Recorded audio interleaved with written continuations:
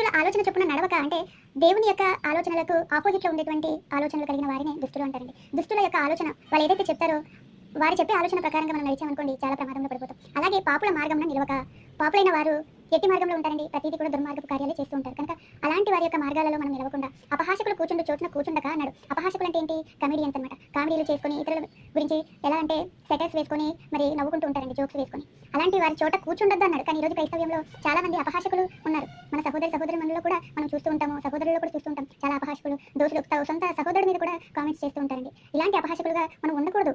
అపహాసకుల దగ్గర కూర్చొద్దు అన్నాడు దేవుడు. కానీ మనం అపహాసకులుగా ఉంటున్నాము. ఒకసారి చూసుకుందాం. యెహోవా ధర్మశాస్త్రమందు ఆనందించువాడంట, దివారాత్రులు దానిని ధ్యానించువాడంట ధన్యుడంట. మరి ఇలాంటి కార్యక్రమాలు చేసి మనం ధన్యులుగా ఉంటాం.